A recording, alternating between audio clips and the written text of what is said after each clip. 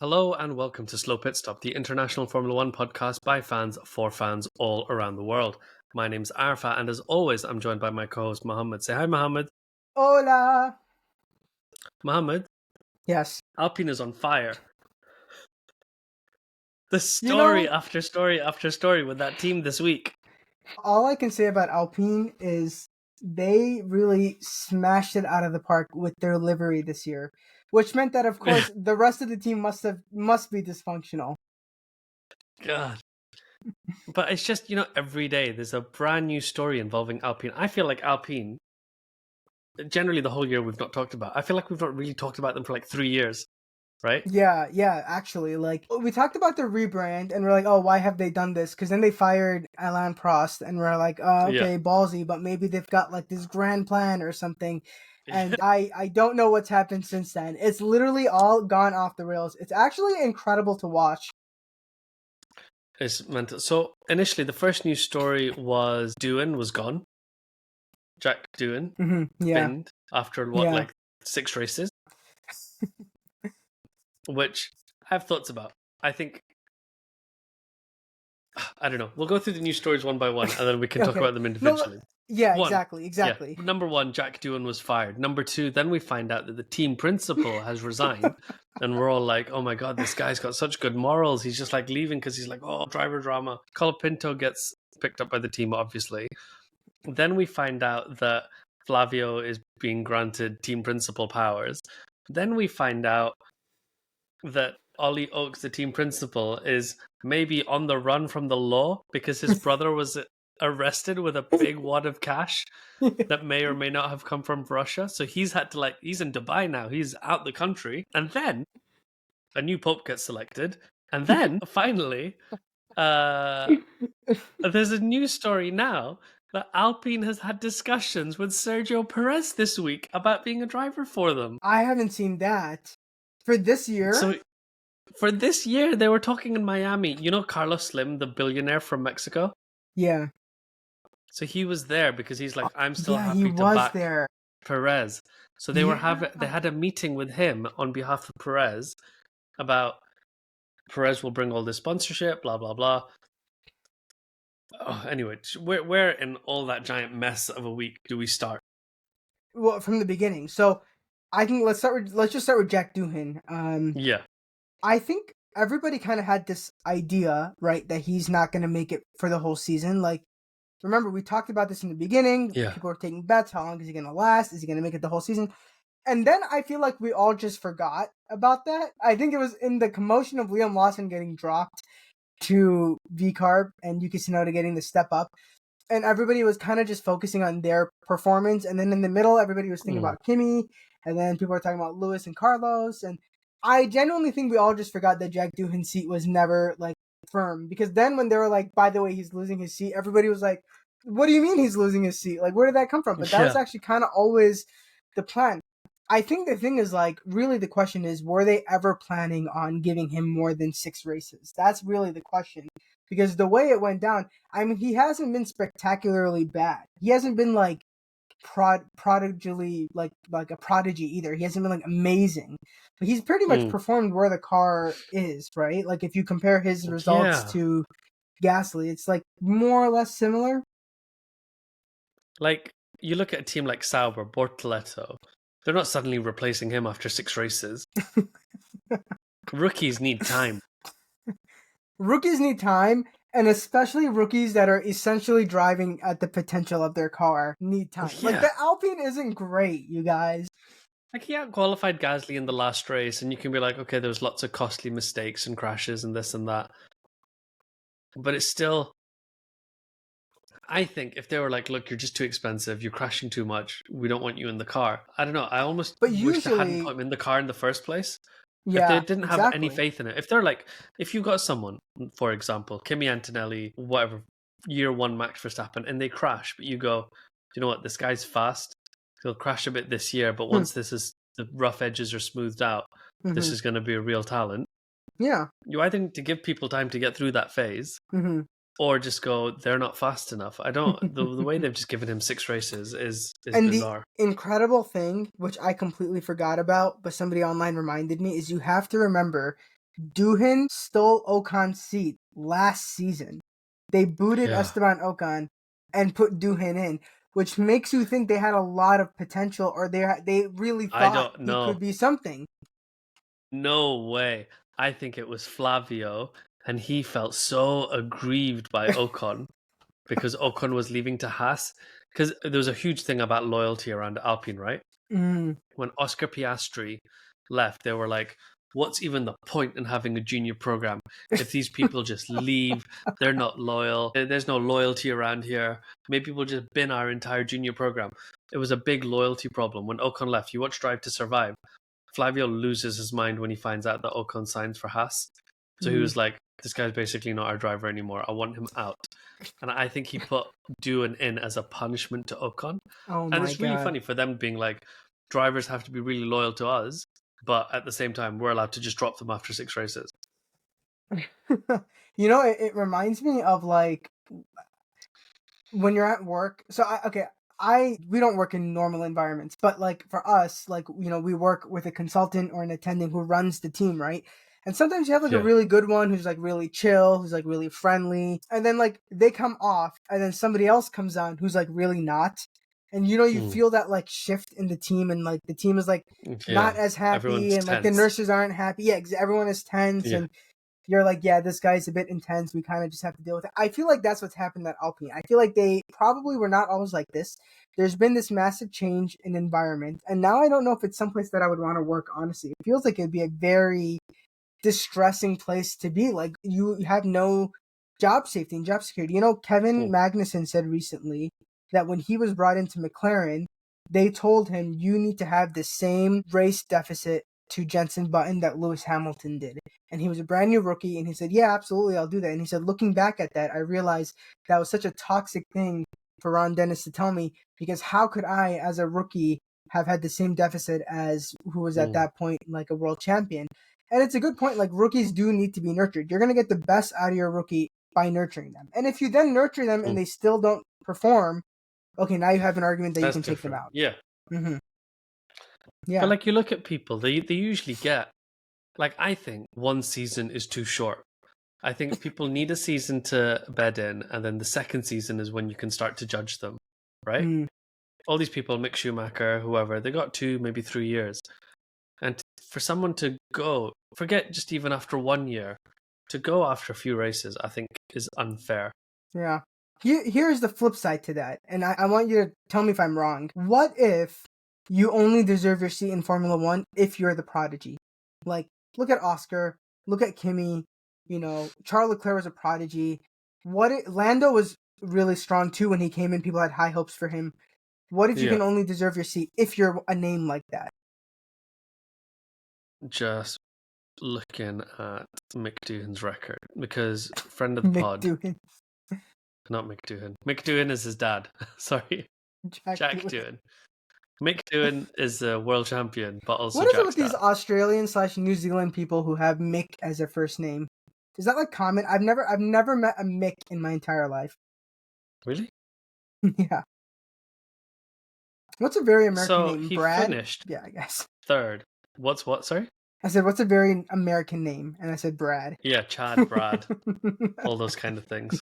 Logan Sargent. So Jack Doohan in Formula 3 finished second, and in Formula 2 finished third. I'm trying to work out, is that good? So I feel like that's like, the thing is with the junior series, like, I feel like you need to finish first or second, like, to get into Formula One. Is that tough? Is that like a bad thing for me to say? But I just feel like Formula One is supposed to be the 20 best drivers in the world. Historically, you've always had a few drivers buy their way in. That's always been the case.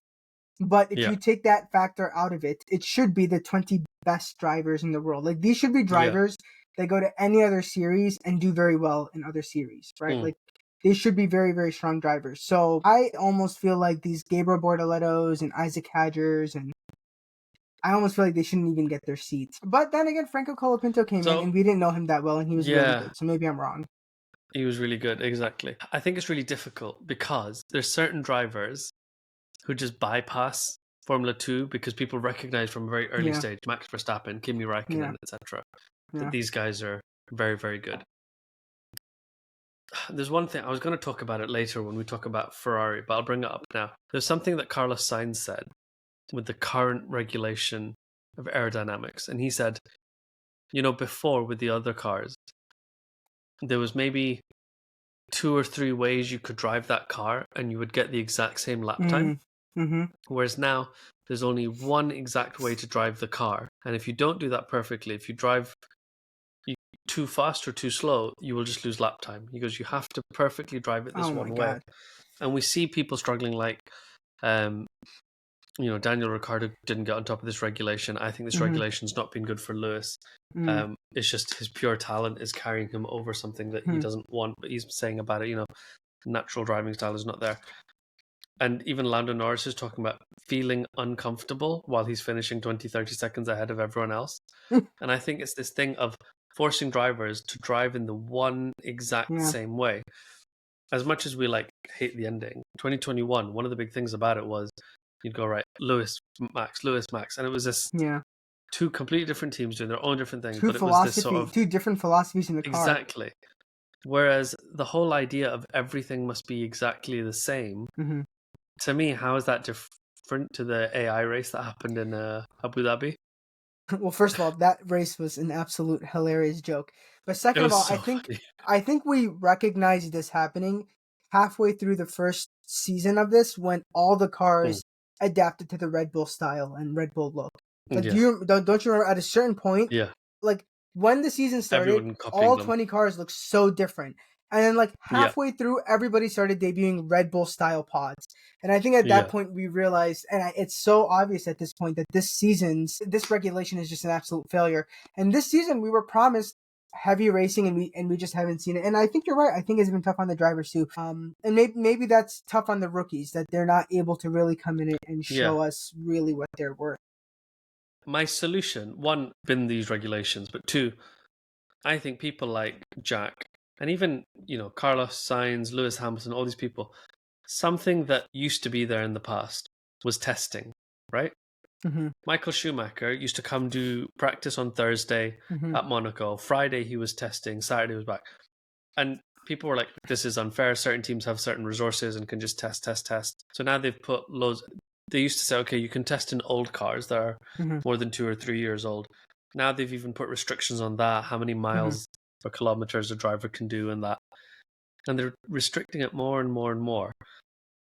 But I think, everyone's always talking about, we've got some correlation issues between our simulator and our thing, so we're just using this session as like a testing thing to improve correlation.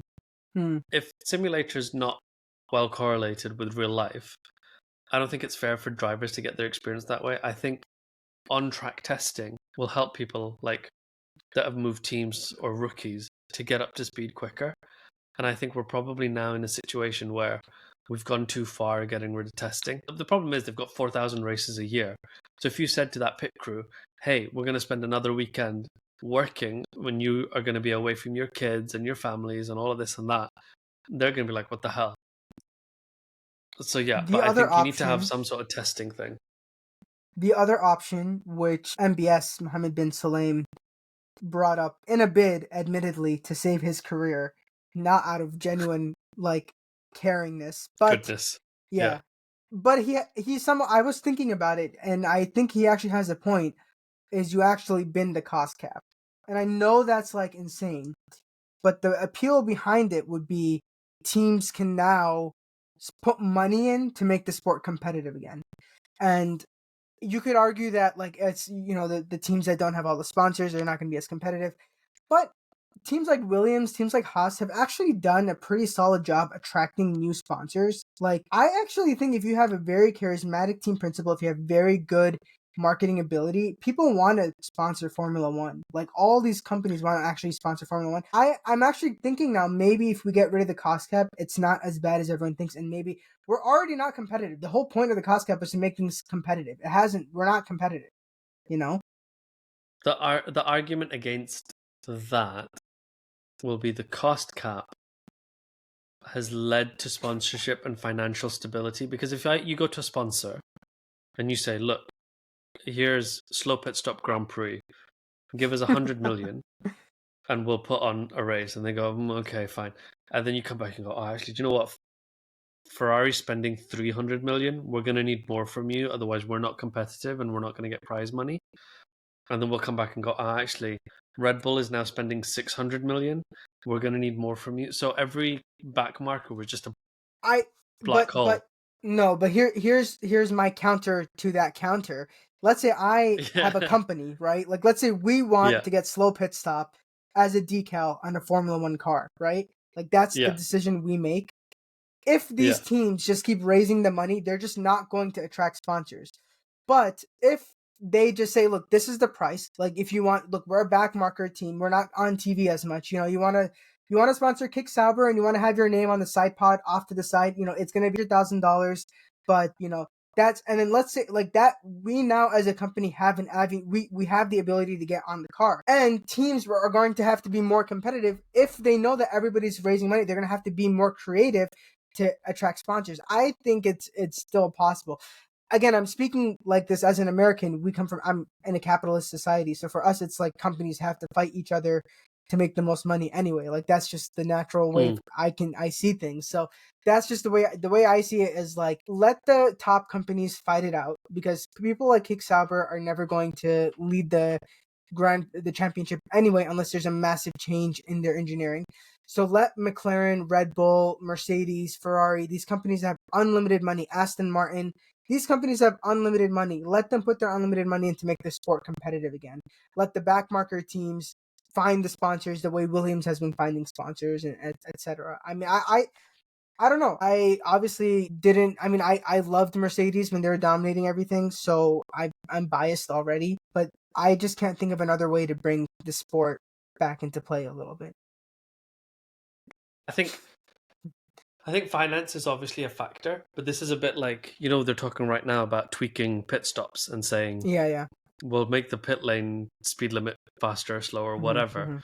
I think tweaking finances will have that sort of effect, whereas fundamentally, the regulation is such that it's now like a qualifying formula.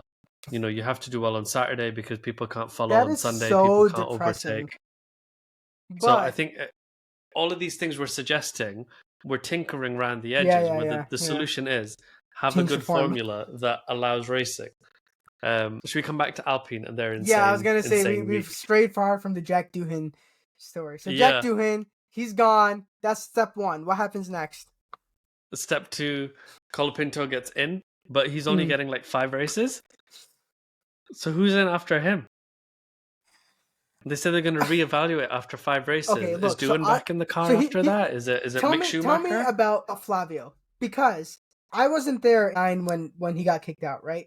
But by saying Franco's only in this for 5 races, ostensibly he's saying that we're just trying out Franco, and if he doesn't work out, we'll bring Jack Doohan in. But that really could not be the case. He could really be saying Franco's really only in it for 5 races. You tell me, what is Flavio's game here? Because I don't get it. Money. So he cares about money, but I think he's competitive. I think he wants to win. People are talking about this everything that's happening at Alpine. People are saying this is either like the crumbling of an empire. Like, their team principal's gone. Who would want to go work there? Because essentially you're a puppet principal to Flavio. Flavio's a proven cheat, a sleaze, a weirdo, a bully. The driver situation is insane. They're putting people in and out for 5 races. Yeah. All of that is like, what is going on? On the flip side, people, and also, you know, they've just gotten rid of their engine program. They're going with Mercedes engines next year, all this kind of stuff. Other people are saying, actually, this is what they need to be competitive. They're being really cutthroat about it. They're getting rid of their engines because they know Mercedes ones are better. McLaren won with Mercedes engines. They are cutting away team principals that have like criminal dealings and this and that, whatever else. They're going to go with the fastest they can. And with the drivers, they're not a charity. They're not faffing around waiting a whole year hoping someone's going to get fast. If you don't perform, we're going to replace you with someone that will perform. If Colapinto doesn't perform, maybe Perez will be in that seat, and all they care about is results, and that's how they're going to climb their way back up. I don't know. The whole thing seems insane to me. Like, I would not want to work for a company like this. I'm just telling you, like, imagine your job security was on the line with you're just gonna make more mistakes, right? Like when the pressure's Yeah. on you, don't you just that's how you start making more mistakes. Yeah. Like Yeah. I really like Franco. We I had a think secret he mole inside Alpine who has now also like Oh moving yeah, away yeah. from it Has he left? yeah. Has your secret mole left the company? He's handed in his notice. I think he's winding up, but he's got Wow. other Is it stuff because lined of up. what's going on or for other reasons? So he says no. He was like the other stuff will like pay more and work better for his family life and blah blah blah. But I'm like, no, I think this is because of Flavio. Let me ask you a question. If they offered you Yeah. a job right now as team doctor or part of the team Yeah. or whatever as a doctor, would you take it? Yeah. Yeah. Yeah, I think I would too. Yeah. Of course I would. It's F1. Speaking of, you were asking me about Flavio. Just to get to know him a little bit, I'm going to read out. I've copied 4 quotes off the internet, and I want you to try and guess Mm-hmm. which of these is Flavio and which of these is Donald Trump. Oh my god. Yeah, go. Okay? So Yep. quote number 1. We have triumphed over evil like nobody has seen before. You're joking. No thinking. Trump. Correct.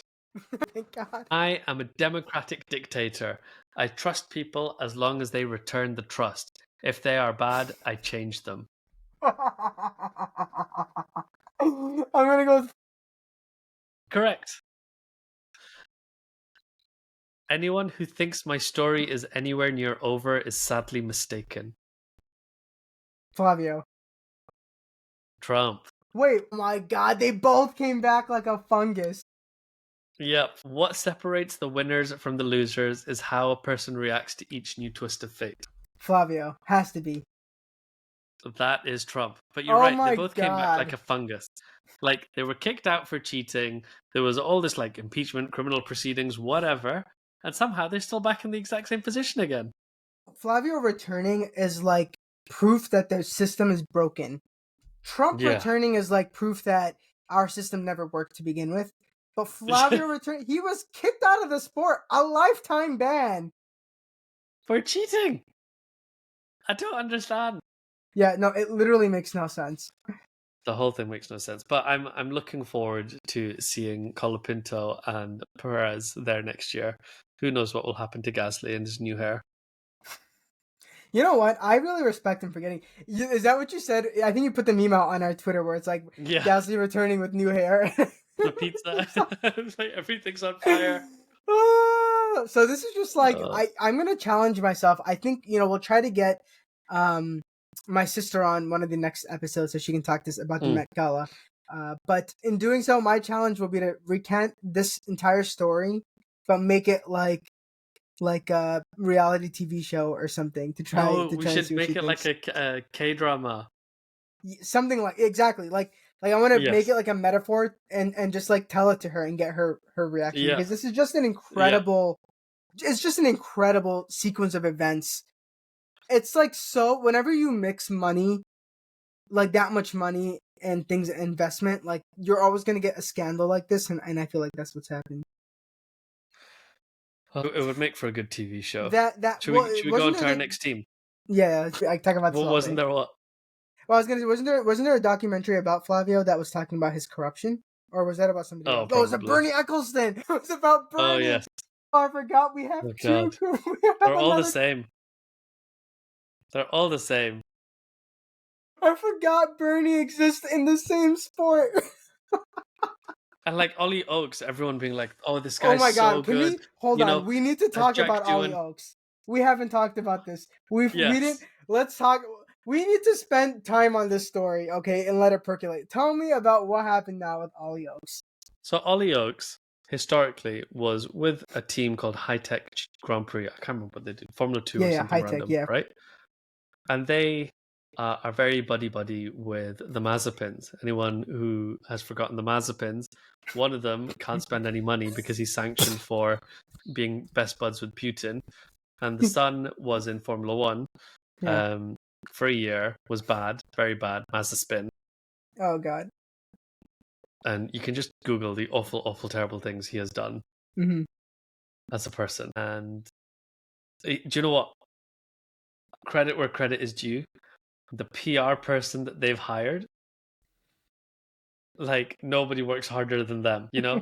Mazepin will like publicly abuse a woman, and then the next week he's at a Oh my children's like God. orphanage, handing out food and things like that. Like his PR person, 10 out of 10 effort there. You know, I've actually completely forgot that Mazepin did that, and I only remembered him as the guy who spun out every race and his ties to Russia. Yeah. I completely forgot the backstory about why we hated him to begin with. But Ollie Oakes was the principal of that team. They wanted to make it a Formula One team. They were trying to get some sort of association with the Russian system, but obviously they couldn't. And then last week or whenever it was, Ollie Oakes' brother got arrested, apparently with like a suitcase full of cash, Amazing. leaving like the high-tech headquarters, and everyone was like, is this from Russia? Next thing, Ollie Oakes is out the country. He is in Dubai now, which is totally not suspicious behavior. And then everyone is like, oh, he's such a good guy. You know, he's been so hard done by with this whole driver drop thing. Flavio Ollie Oakes kicked has him resigned out. on like, yeah, Flavio's kicked him out. Ollie's resigned on principle, blah, blah, blah. And then he puts out a statement that's like, Flavio was like a father to me. You know, our relationship was amazing. And I've had to leave for personal reasons. Like, what sort of JD Vance behavior is this? I know it. So, okay. So, first of all, I still can't understand what's happened with his brother. All I know is he gets kicked out. The next day he's in Dubai. And then this news comes out that his brother's arrested. And it's just like, that whole thing was separate from the Jack Doohan thing. And it was just like incredible timing. It was just incredible.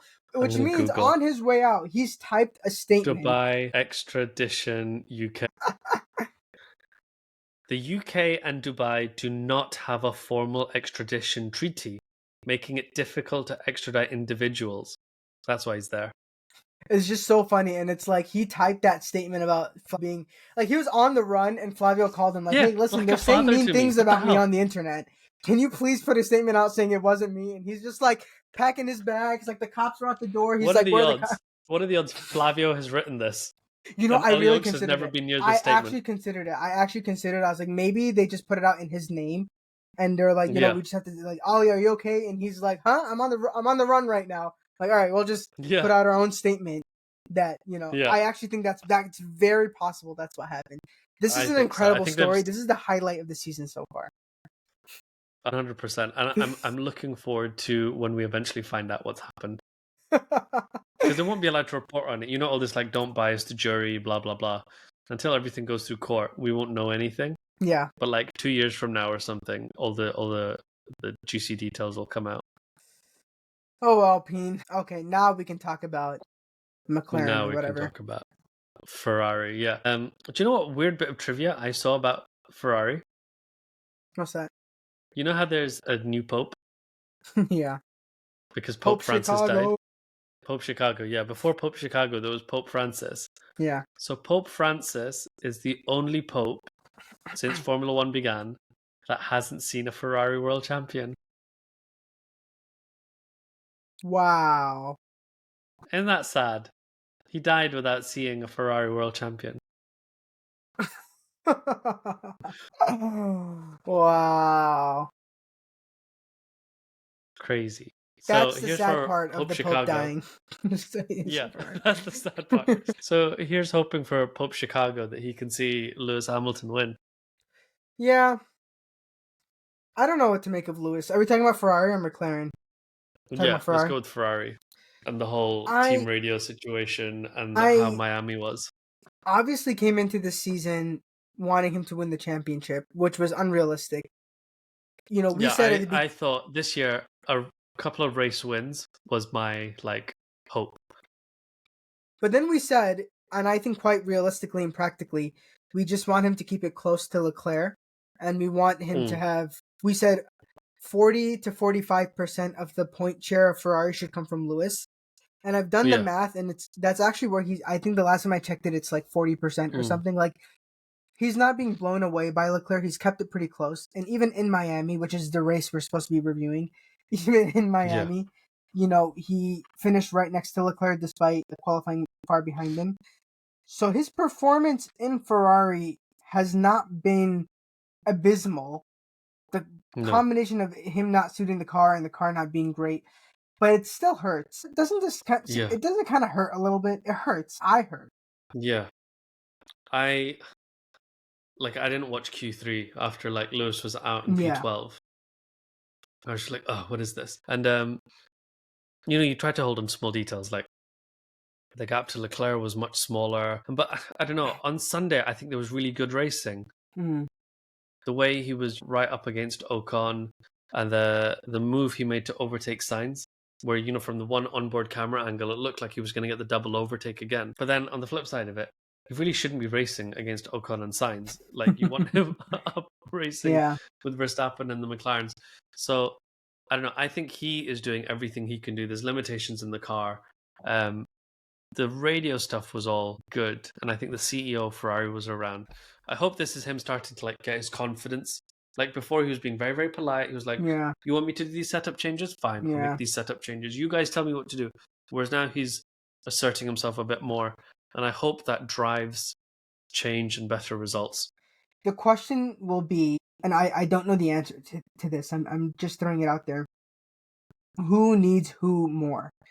Does Ferrari need Lewis more, or does Lewis need Ferrari more? Because if Ferrari needs Lewis more, his frustration will turn into progress for the team. And we said when he came to Ferrari, Ferrari needs somebody who can come and fix the team. That's what we said. They need to be open to getting fixed by Lewis.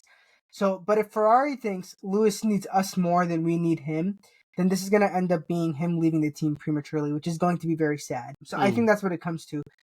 The radio stuff, I think, Leclerc was also very frustrated on the radio, and I think it just shows that both drivers are not happy being the fifth fastest team or whatever they were, fourth fastest or fifth fastest.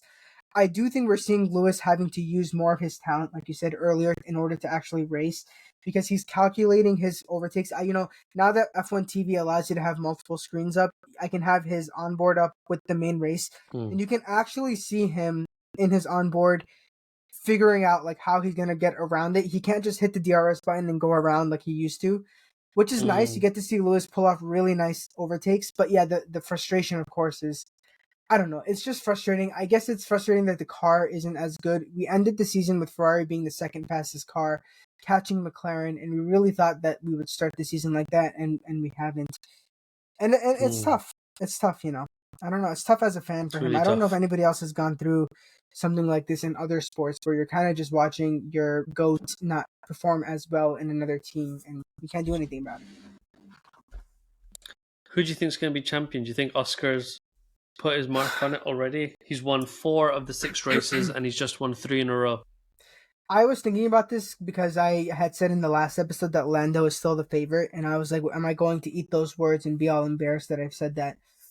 I don't know. It's really hard to tell. The season is so long. You can go on a run of wins and then completely, bottle it later in the season, and I don't know.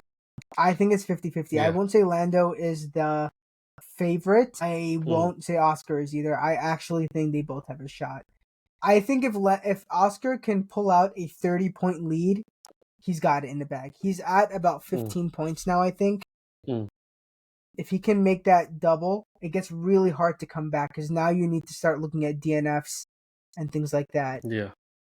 I think what you said, though, about the season is really long, I think it's hard to apply what we're used to historically onto these seasons because there's still 18 races left, right? Yeah. Seasons used to be 15, 16 races. Mm-hmm. Do you know this whole thing of, replace Doohan and put Colapinto in? Mm-hmm. Colapinto, if he stays till the end of the year, will do more than how long an all season used to be, So, and you look at some people Karan Chandok's entire career was 11 races or something. Oh, wow. So the races left are longer than some F1 drivers' careers. So these seasons are so long that literally anything could happen. And I think this is the thing, consistency is key. So Fernando Alonso almost won the 2012 World Championship. And he only had 2, maybe 3 wins that year. Mm-hmm. But it was because he was consistently on the podium all the time that he got so many points. So I think Oscar's in great form. And if he can consistently finish top 3, that will carry him through. But again, McLaren could, like you saw last year, Red Bull had an amazing first part of the season Mm-hmm, and then started fading away. mm-hmm. McLaren could, in the next couple of races, start to fade away. And suddenly Yeah. we could have this Mercedes versus Red Bull battle, The and it all question becomes about is, Max again. the question is, out of these three teams, who develops the best? Out of Red Bull, out of Ferrari, and out of Mercedes, who develops the best? Because McLaren has the head start right now.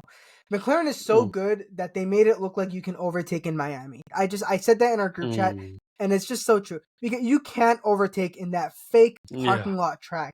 I hate it so much. It's just so stupid, and they made it look like it's an overtaking track, and it's not.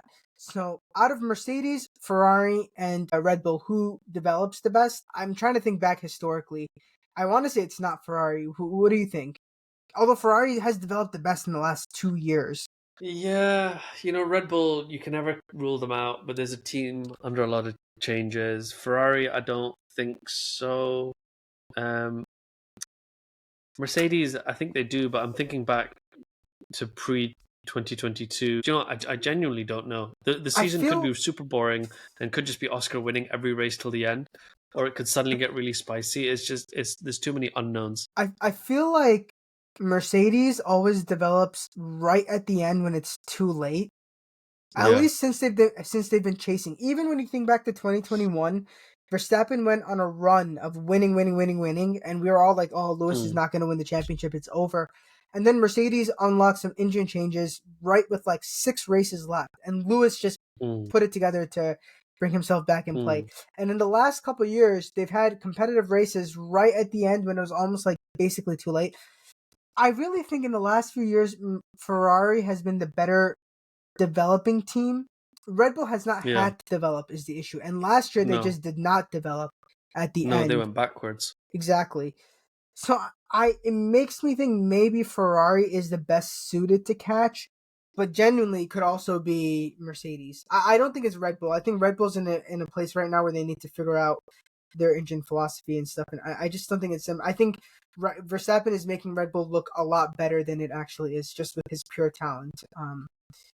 And I saw this written on the internet. You tell me what you think of this. I saw this written somewhere on Twitter, maybe, I don't know, where someone said if Oscar Piastri wins the World Championship, Lando is the new Daniel Ricciardo. Oh yeah. Wait, is he the new Daniel Ricciardo, or? Because Daniel beat like his teammate that he wasn't supposed to beat. He came in next to Vettel, beat him, and he had this like big year. And everyone's like, right, this guy's going to be a future world champion. And then he just wandered around from team to team on like a struggling spiral. Yeah, I think Lando has 2 options. He either stays at McLaren and goes full Nico Rosberg, or he does Daniel Ricciardo and he like switches to goes a different to Alpine and goes to Red Bull and goes to Williams, and then finally, that thing that's going around the internet, he'll finally be happy at Williams. I think that right now, this could change. The thing that will win the championship is mentality. I don't think it's skill, and I don't think it's the car, because Oscar and Lando had the same car, and they're, I think, pretty equal in skill. I think the issue right now is mentality and who buckles under pressure. I think Oscar's handled leading the championship very well. I remember when Charles Leclerc was leading the championship, it always felt like he was just going to drop the ball at any moment. I just never felt like he was like ready for it. Oscar, I feel like, has been leading the championship, and it's like somebody forgot to tell him he's leading the championship. Yeah. It's just, 100%. So I don't know. The thing is, if you have a chip on your shoulder like Lando, that also makes it difficult to chase. So you have to, like, when Max was chasing Lewis. I remember in Drive to Survive, though. Yeah. In Drive to Survive, he was talking about it. He was like, "This is my life. Like, winning this is everything to me." I think he does put a lot of pressure on himself. So and I don't think you can do that, because I remember when Verstappen was chasing Lewis in 21, in all the interviews he used to say things like, "It doesn't really matter if I win or not." And I remember thinking, "Oh, he's just kidding." Like other podcasts like Checkered Flag, where journalists who like actually spend time with these drivers on the grid and like know them a bit better than we do, were like, "No, he's being totally serious. Verstappen does not care if he wins this year, because he's going to be like, I can win a different year." And I really think Verstappen went into 2021 without that, like, I must win mentality. And I think Lando might have that. He might. Yeah. You know. I agree. Can I just say it was very Crazy. annoying watching Lando and Zach Brown say that their car sucks and it's not the best car and they need to do better. Like, shut up. Just shut up. You guys suck. Do you know, It's like, I had a theory earlier that I was going to tell you why everything that happening with Alpine just now. I've brought the episode all the way back to Alpine before we finish. yeah. Why everything happening at Alpine right now is because of Zach Brown. So Something Zach about Brown. Otmar Snasbauer. No. So Zach Brown, who did he bring into the paddock to come play with the McLarens? Donald Trump. Exactly. And now there's tariffs. And so which car companies have paused transfers to the USA? Alpine and Aston Martin, rivals of McLaren.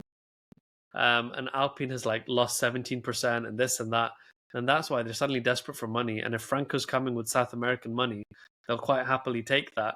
So Zach has created this whole situation to screw over other car manufacturers like Alpine and Aston Martin. And that has led to them making funny financial decisions, which has led to Doohan being dropped and Ollie Oakes running away to Dubai. Incredible. I really feel like we live in a cursed timeline. Yeah, we so do. Everything after 2016 just went wrong. I don't know what's happened. Except for Lewis winning in Harambe. 16, 17, 18, 19, and 20. He didn't win in 16. Oh, no! Except for him winning in 17, 18, 19, There's and an 20. alternate universe where he won 16, 17, 18, 19, 20, 21. He's a 9-time world That's champion. the timeline we could be on. Man. But we wouldn't have made this podcast because we made this podcast in the midst of 2021 when things were all chaotic. That's true. But you know what? Wow. I don't mind it. I would have taken Lewis 9-time world champion and slow pit stop doesn't exist. I'll take that day. We'll find other things to do with our time. We could have pivoted to a Met Gala podcast once a year. We were always supposed to make a doctor podcast because we're both doctors and all we just talk about medicine. So that's what it would have been. That it would have been sick. We should have done that. Yeah, we would have done pit that. Stop or something. Sick pit stop. Exactly. Well, maybe so for another we're gonna day. go to Imola next. Imola's another track notoriously you can't overtake on. Yes, love that. Everyone's gonna talk about Senna. I don't know what we're doing. Yeah. What? Oh, it's past midnight now. I'm in the future. I'm in a whole different day to you. What time is it for you? It's midnight. Yeah. 5 past midnight. Yeah. I'm on Saturday now. You're still in the weekday. Friday. I don't know what to make of that, but it is what it is. Thank you everyone for joining us. We're sorry for the delay in recording this, but we'll be back after Imola. Bye. Bye.